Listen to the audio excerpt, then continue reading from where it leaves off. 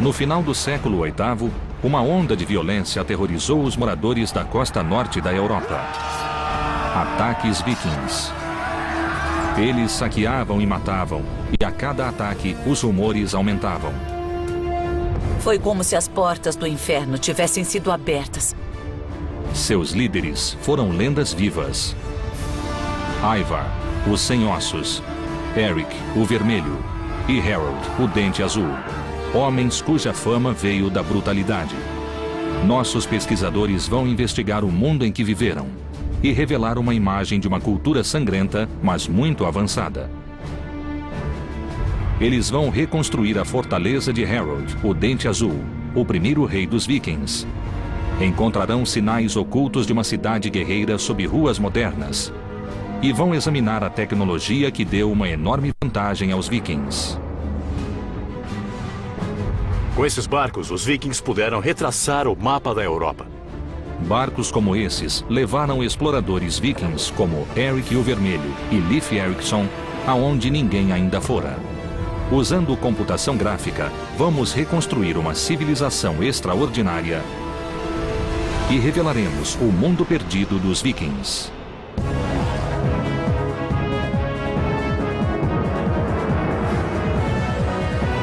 Mundos Perdidos, os Vikings. Assassinos, bandidos, bárbaros, pagãos. Embora a cultura viking tenha morrido há mais de 1000 anos, sua reputação permanece. Os pesquisadores Jonathan Foyle e Helena Hemmerle querem descobrir a verdade sobre esses guerreiros e seu mundo. Helena Hemmerle é uma arqueóloga de Oxford e estuda culturas europeias antigas. Um dos mistérios genuínos sobre esse período é o motivo de os vikings surgirem. O que os levou a atacar e também a colonizar da forma que fizeram. Jonathan Foyle é um historiador de arquitetura que estuda construções para entender as culturas que as erigiram. Parte da experiência viking é viver com materiais brutos, a terra e o fogo, o vento e a água. Eles viviam em integração com os elementos. Os historiadores sabem a data de início da campanha viking de terror, 793 depois de Cristo. Tudo começou com um ato de sacrilégio.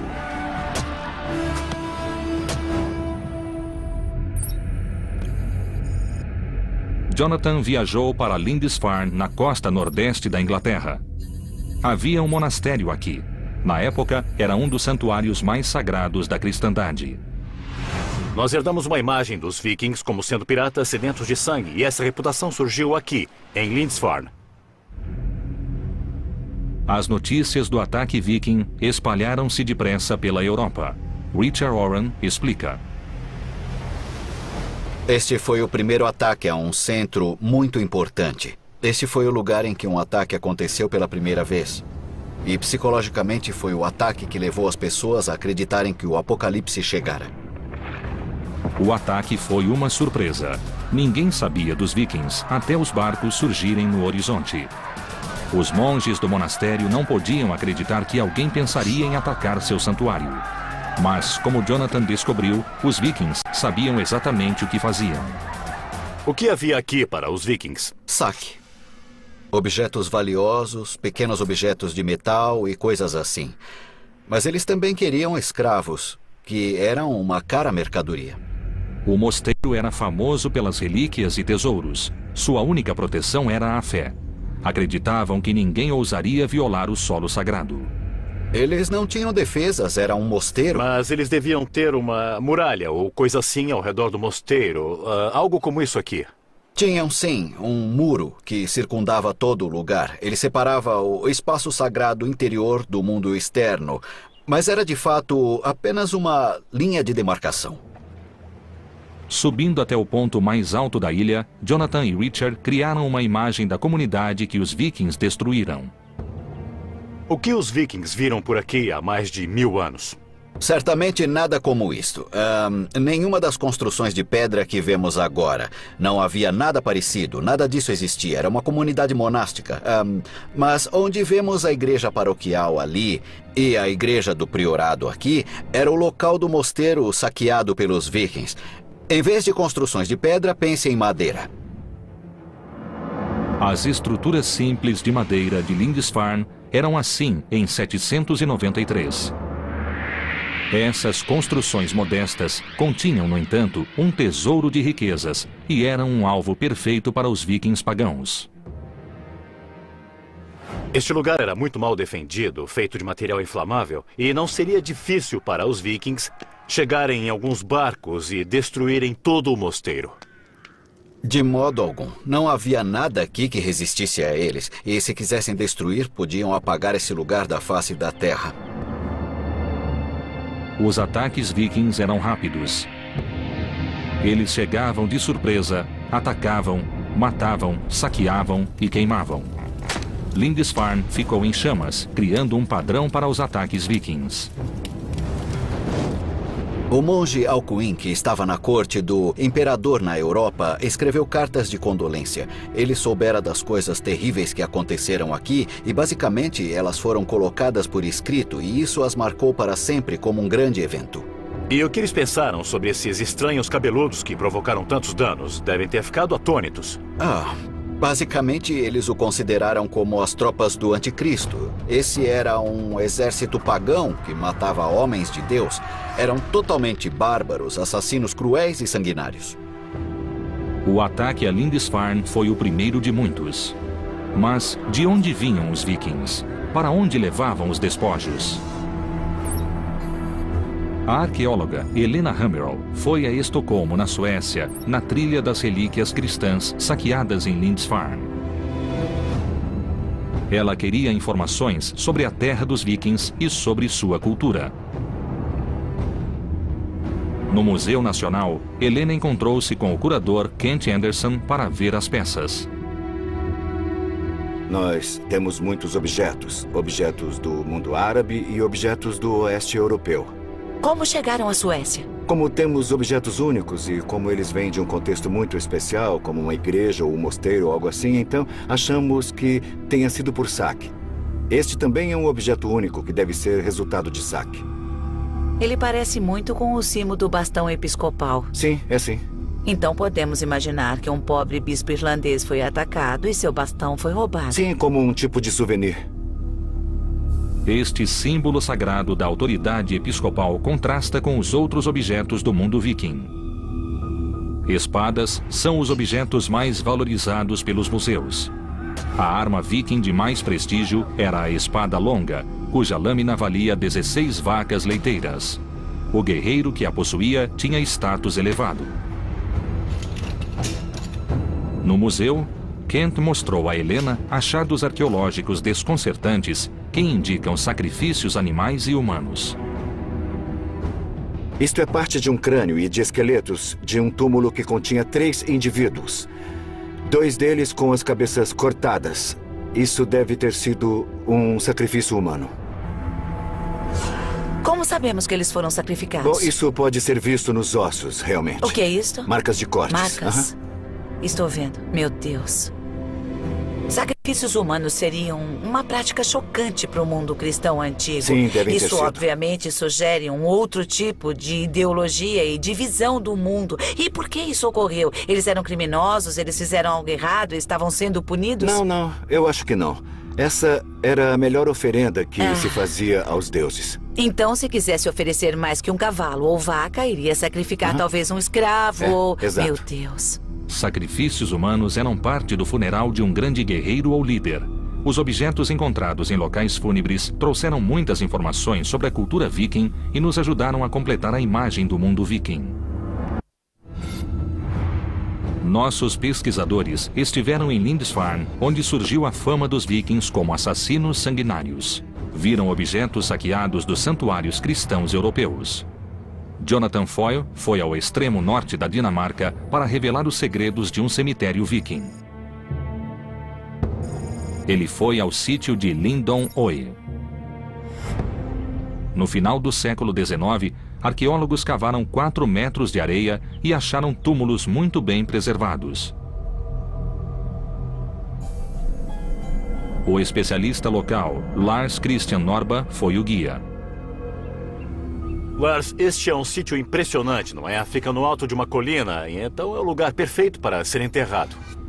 As pessoas aqui eram de uma aldeia comum. O local foi preservado pelas dunas de areia, que chegavam a 4 metros de altura aqui.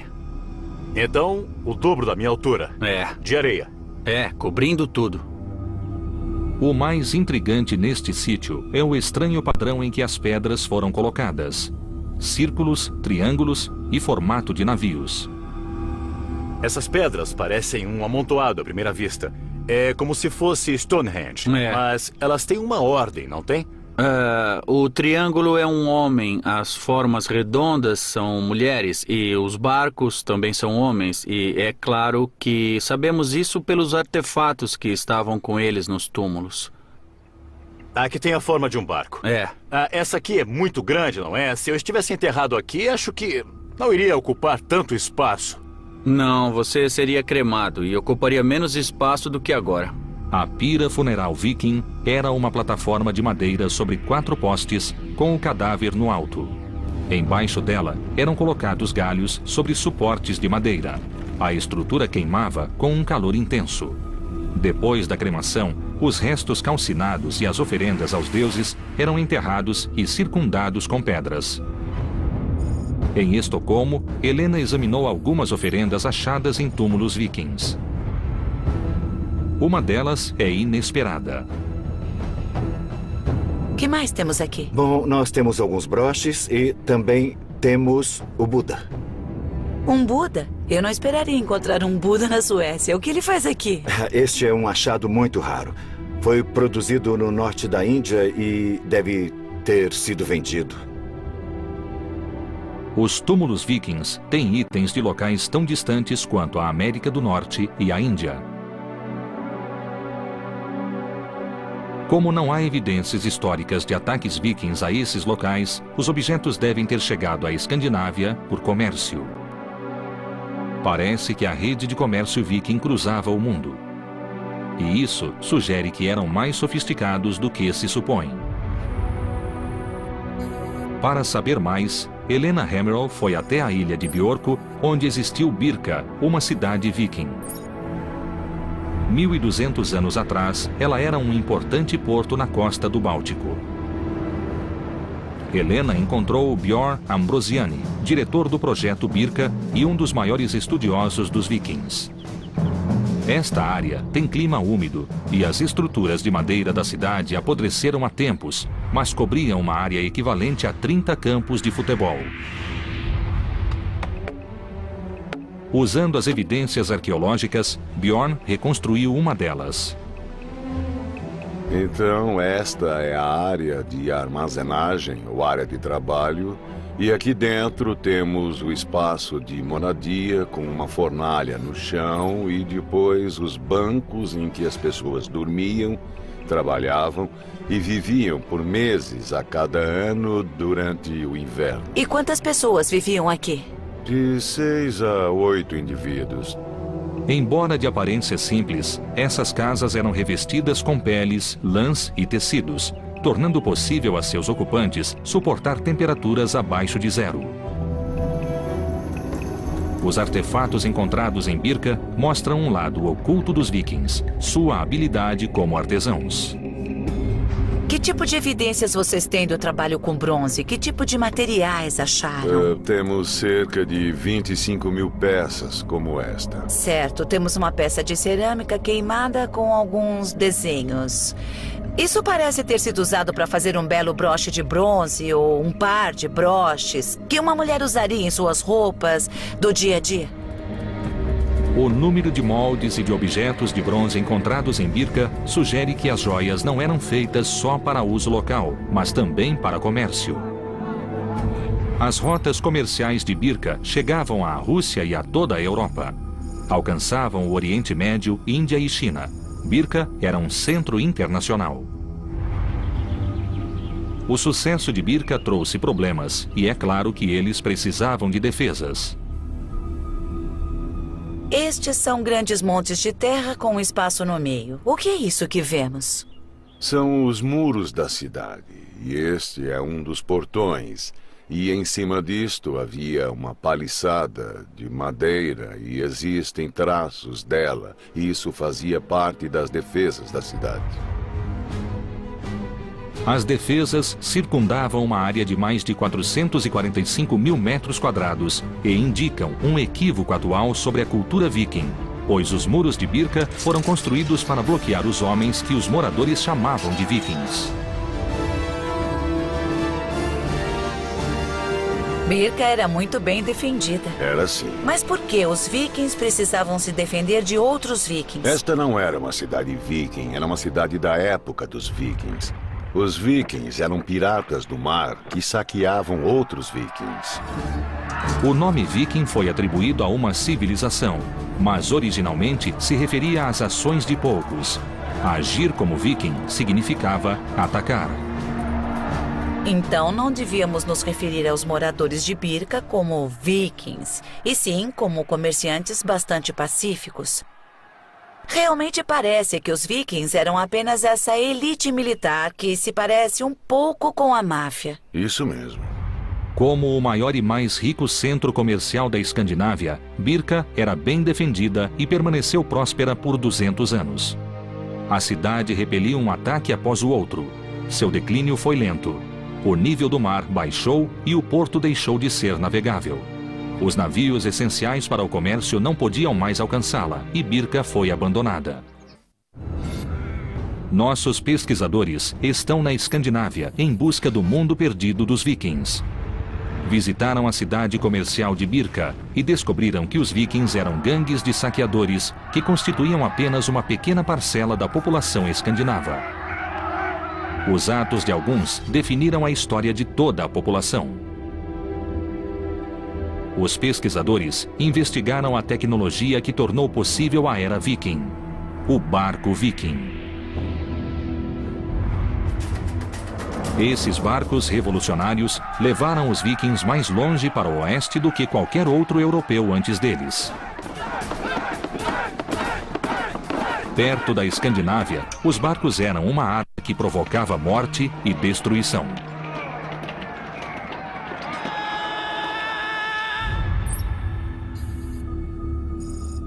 Jonathan Foyle visitou o Museu de Barcos Vikings em Oslo, na Noruega. Ele queria ver o barco Oseberg, encontrado em um sepulcro em 1903. Tem 1.100 anos e está 90% intacto. É crucial para os arqueólogos por ser o mais antigo barco viking com um mastro. Ao acrescentar um mastro e uma vela aos barcos a remo, os vikings aumentaram sua velocidade média para mais de 10 milhas náuticas por hora e também tornaram possíveis as longas viagens por mar. Para saber como o mastro era construído, Jonathan conversou com Bjort Orseth na oficina do museu. Bjort é um dos maiores especialistas no trabalho viking em madeira. Ele estuda a tecnologia do mastro e a razão de ser tão revolucionário. Isso aí é parte da estrutura que está ali? Sim, temos aqui o Masterfisk. Masterfisk? Sim. É como os marinheiros chamam o mastro. Isso. E esse é o modelo de um? Sim, esse é um modelo em escala 1:4. Então isso aqui vai no topo? Sim. E depois nós colocamos isto como trava. Incrível, você encaixa isso aqui e isso não se move mais. Não. O peixe do mastro, assim chamado por ter forma de peixe, mantinha o mastro no lugar. Ele ajudava a distribuir o impulso do vento igualmente por todo o barco, o que evitava que o mastro quebrasse com ventos fortes. O mastro era removível, o que permitia que os barcos vikings passassem sob obstáculos que bloqueariam barcos com mastros fixos. Era preciso ser muito hábil para pilotar esses barcos. Ao lado do barco Oseberg, encontramos Knut Pasch, especialista em barcos vikings. Onde ficaria o nível da água aqui, no lado do barco? Dá para ver, é onde forma 90 graus, este ângulo aqui. Nesta área aqui. Isso. Então, se inclinasse mais de 9 graus, de fato afundaria imediatamente. Então existe um ajuste de equilíbrio muito delicado nesse barco. Depois de 1.100 anos, ainda se nota a habilidade dos construtores. Está extremamente bem preservado, como se pode ver. E esse ferro não enferruja. Então esses são mesmo os rebites originais? Sim, são sim. Os rebites são feitos de ferro encontrado em pântanos e que não enferruja. Mas o material mais importante era a madeira do casco do barco. É feito de carvalho, 100% carvalho. Quantas árvores seriam necessárias para um barco como este? 80 seria um bom palpite. 80 árvores. Esse é um grande investimento, então. Sim, eles certamente eram caros. Quantos barcos havia numa frota? Temos registros escritos que falam em cerca de 50 e até 100 barcos ao mesmo tempo. Então, 80 árvores vezes 100. Aham. Estamos falando de 8.000 árvores. Isso é um grande desmatamento. Por usarem carvalhos que demoram 150 anos para crescer, os barcos vikings mudaram a paisagem local e a navegação para sempre. Há uma essência dos vikings nesses barcos. É onde imaginamos que os vikings estivessem em alto mar. Mas, ao ficar face a face com um barco viking de 1000 anos, sentimos um respeito real por sua engenhosidade, por sua destreza e pura determinação. A habilidade e a determinação dos vikings é aparente no Museu Roskilde, na Dinamarca. Helena veio investigar como o projeto revolucionário dos barcos mudou o mundo viking. Ela esteve com Turi Müller, que constrói barcos com técnicas e tecnologias vikings. As ferramentas que está usando são similares às que eles usavam na era viking? Tentamos fazer o mais igual possível. Podemos ver pelas partes escavadas. Algumas vezes não conseguimos achar todas as ferramentas que vemos nas marcas no barco. Que sistemas de medida usavam?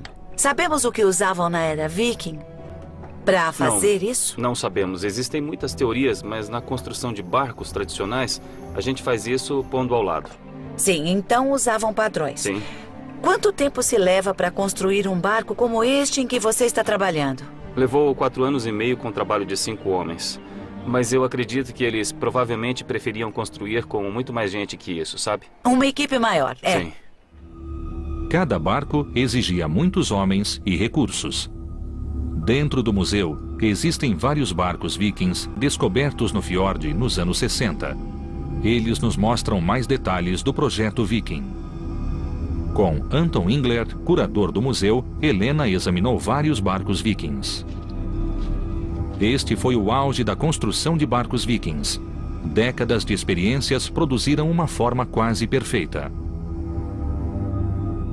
Este era um verdadeiro barco viking, usado para aplicar a lei? É, um grande escandinavo homem de guerra. Todos os barcos vikings, inclusive o Homem de Guerra, têm as mesmas características. Primeiro, a quilha e as vigas mestras eram presas da proa à popa.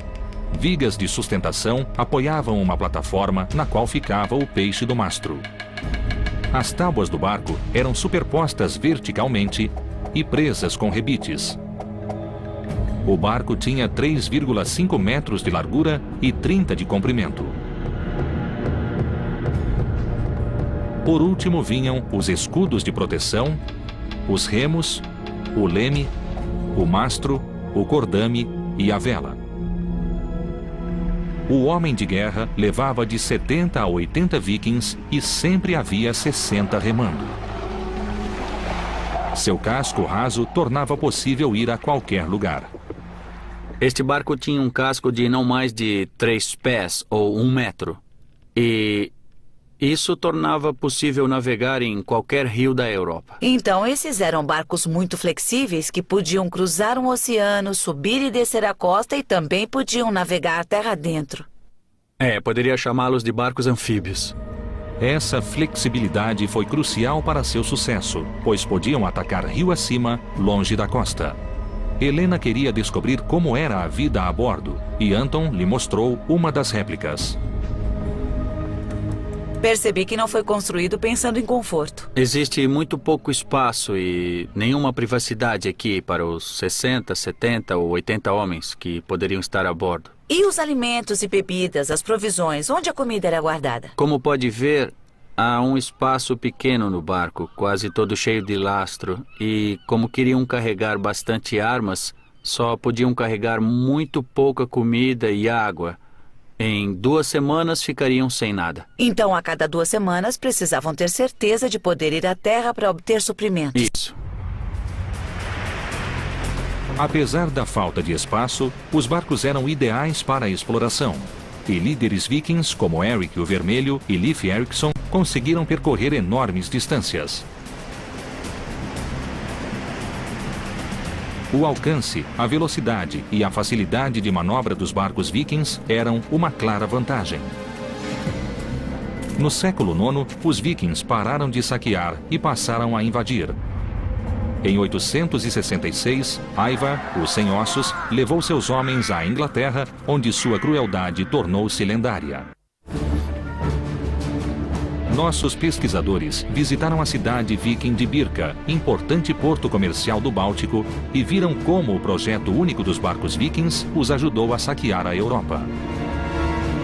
Jonathan Foyle foi até as Ilhas Britânicas, onde os saqueadores transformaram-se em colonos. Essa mudança influenciou os vikings em toda a Europa. Em 865, o líder viking Ivar, o Sem Ossos, partiu com seus homens. Seu alvo era a cidade de York, capital da Nortúmbria, no nordeste da Inglaterra. Jonathan visitou a cidade para descobrir como ela era quando os vikings estavam se aproximando. Em 866, uma frota de barcos vikings foi avistada no rio Ouse. Isso foi 70 anos depois do primeiro ataque a Lindisfarne. E vieram em grande número porque as regras do jogo haviam mudado. Essa frota não veio apenas saquear a cidade. Eles vieram conquistá-la. O massacre foi terrível. York foi conquistada e seus habitantes foram mortos. Mas a crueldade foi além disso. Ila era um dos reis da Nortúmbria e sua capital era York. E é claro que ele se opôs à conquista de Ivar, o Sem Ossos. E o tratamento que ele teve ao ser capturado foi águia de sangue. Isso significa que os vikings abriram o seu tórax, tiraram os seus órgãos e depois expuseram as costelas como as asas sangrentas de uma águia. E essa foi uma clara mensagem para o povo de York, que no mínimo os vikings eram pessoas a serem evitadas. Ivar mudou o nome da cidade para Jorvik. Situada no ponto de encontro de 2 rios e com acesso às rotas comerciais europeias, York era importante para os vikings. Eles deixaram marcas aqui. Jonathan explorou a herança viking que ainda existe na cidade moderna. A York moderna ainda tem nomes de ruas dados pelos vikings 1000 anos atrás. Nós temos a Ness Gate, a rua para um trecho que relembra a geografia que eles conheciam na época. Nós temos a Micklegate, a grande rua. Essa foi sua experiência do tamanho das ruas que eles criaram. E temos também a Coppergate, um lugar onde faziam xícaras. Então, desde a geografia até o lugar em que viveram e seu trabalho, a York viking ainda existe aqui hoje. Embaixo da moderna rua Coppergate, os arqueólogos fizeram uma descoberta extraordinária. Bem preservados no solo pantanoso, eles encontraram sinais de 8 casas vikings do século X. Jonathan foi ao centro Jorvik, construído ao redor das ruínas. Aqui, o arqueólogo Richard Hall explicou a importância do lugar. Então, Richard, de repente vocês descobriram 8 casas vikings? Foi empolgante e muito importante encontrá-las tão bem conservadas. Ninguém vira algo assim antes. Os arqueólogos costumavam achar esqueletos de casas, mas aqui elas estão em 3 dimensões. Em alguns pontos tem 1,80 m de altura. São as casas vikings de madeira mais bem conservadas. As madeiras conservadas no solo indicam como a estrutura foi construída. Primeiro era cavado um porão com 2 metros de profundidade e revestido com pranchas de carvalho. Depois, grandes pilares de carvalho eram fincados no chão a intervalos regulares. Eles sustentavam as grandes vigas que eram a primeira parte da estrutura. Richard, eu não estou vendo juntas nem cavilhas.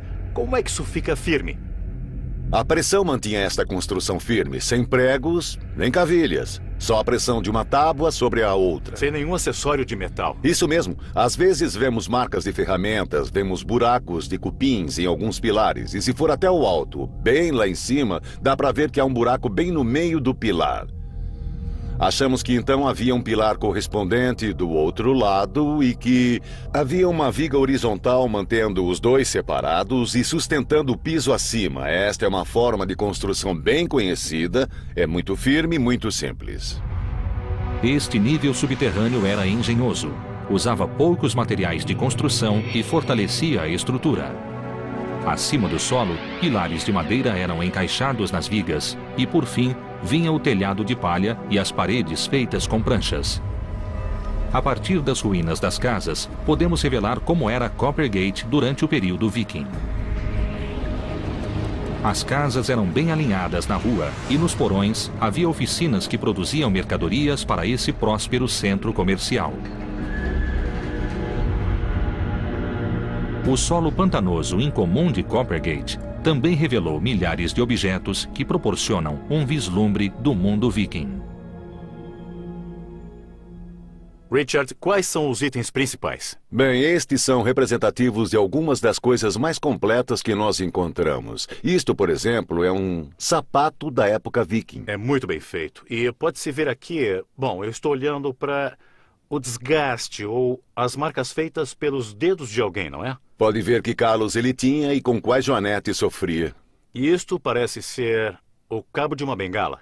Bem, quando você come, isto é o que sai pelo outro lado. Os arqueólogos guardam coisas estranhas. Mas isto tem muita informação, diz o que eles comiam e aprendemos sobre a dieta viking. Achamos tigelas de madeira como esta e Coppergate era a rua dos fabricantes. Era aqui que colocavam a comida. Eles gostavam de escolher a melhor madeira para essa finalidade. Eles eram mestres com a madeira, não é? Isso é chifre de veado, o plástico da era viking. Eles não desperdiçavam nada. Não, eles se asseguravam de usar as matérias-primas do melhor modo possível e extrair o máximo do que tinham. Jonathan esteve na Escandinávia para entender o mundo perdido dos vikings. Mas aqui em York, ele encontrou um de seus habitantes.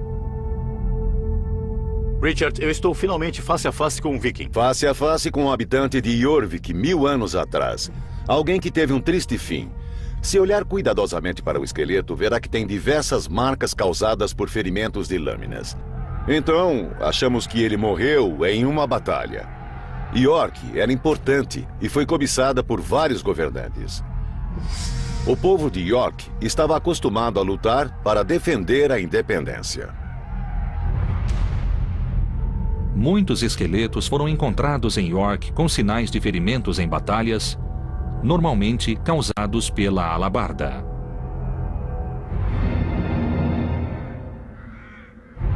Sob o governo viking, Jorvik tornou-se um próspero porto, um importante centro de comércio internacional e uma base para novas conquistas. Ao morrer, em 873, Ivar era rei do norte de toda a Irlanda e da Bretanha e governava um vasto território.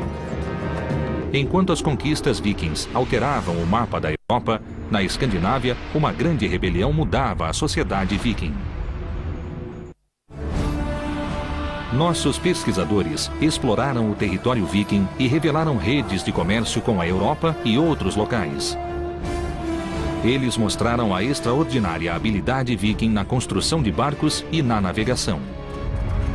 Visitaram também o centro da Dinamarca. Em Roskilde, Helena pesquisou sobre Harold, o Dente Azul, um líder viking do século X que uniu a Dinamarca e também foi rei da Noruega. Harold era um viking típico, alto, forte e guerreiro, mas tinha um conflito interior. Embora nascido pagão, Harold converteu-se ao cristianismo. Para concretizar sua visão de uma Dinamarca cristã, ele ordenou a construção de acampamentos circulares, chamados de fortificações em anel, para unir as tribos vikings em luta.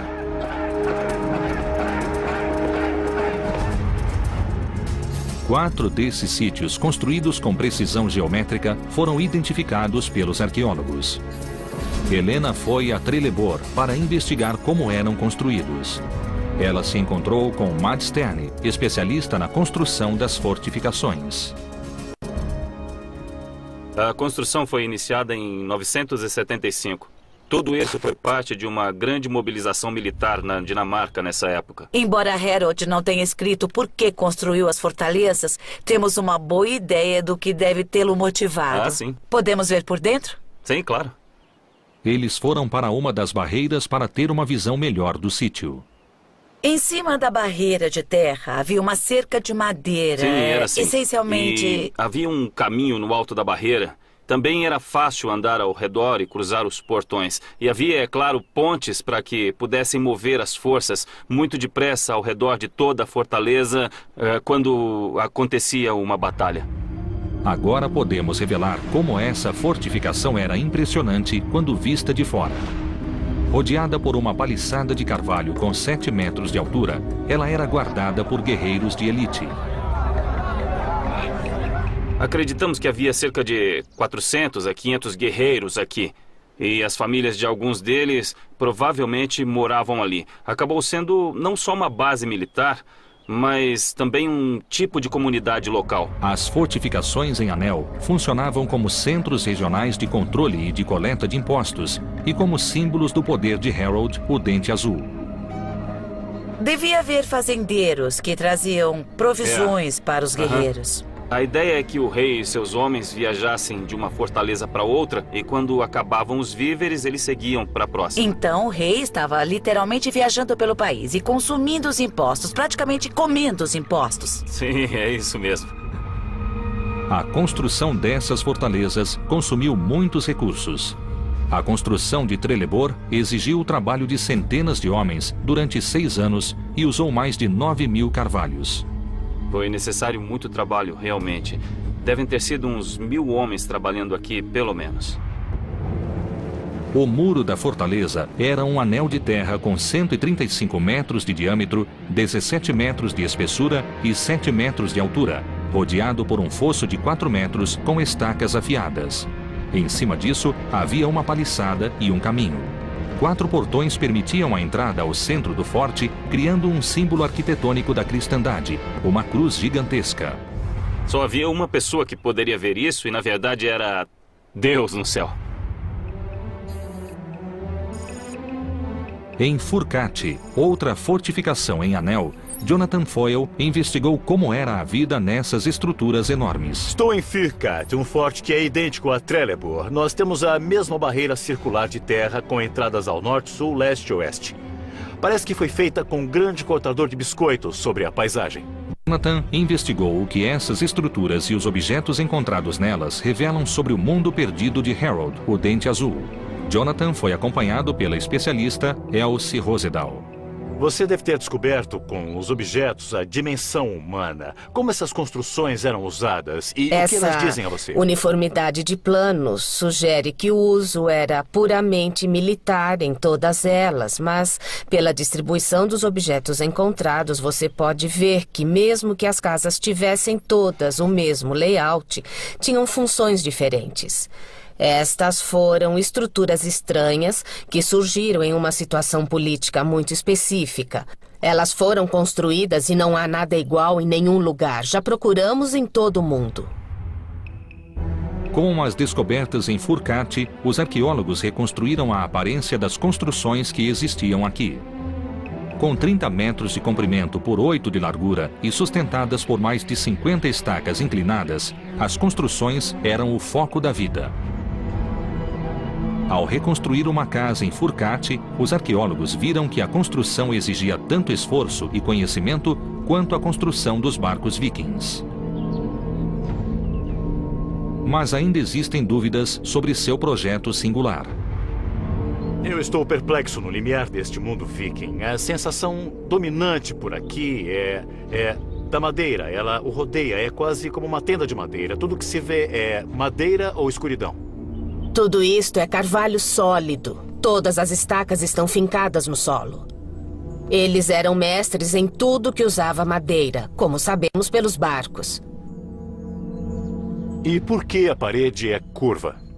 Bem, houve muitas sugestões e uma delas, a ideia do barco, não é muito provável.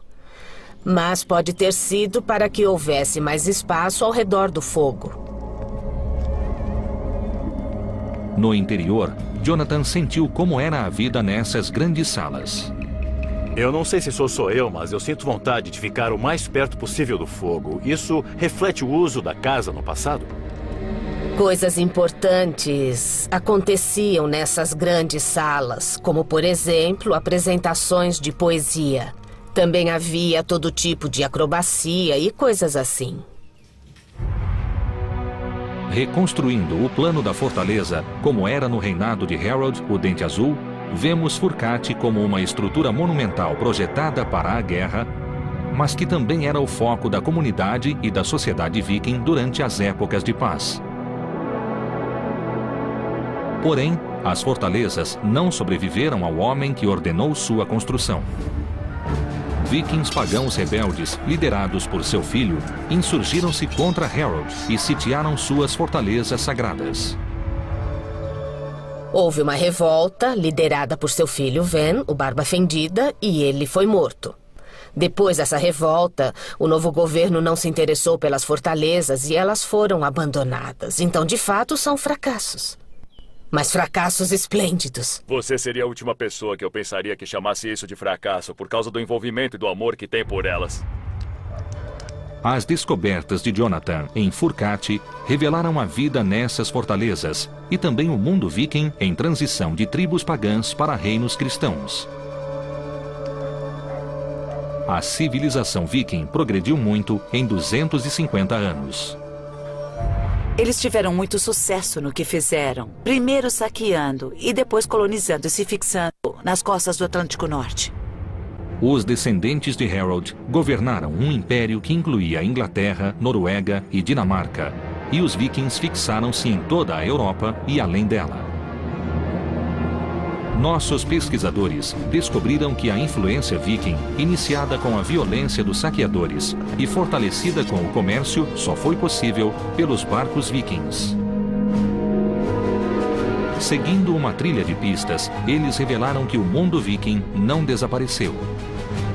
A capacidade de adaptação e de evolução dos vikings levou-os a criar uma cultura nova e versátil. Essa foi uma civilização mutável, movida por tecnologia revolucionária, governada pela riqueza e que, por quase 300 anos, manteve um império que ainda é visível em muitas cidades. Este era o mundo perdido dos vikings.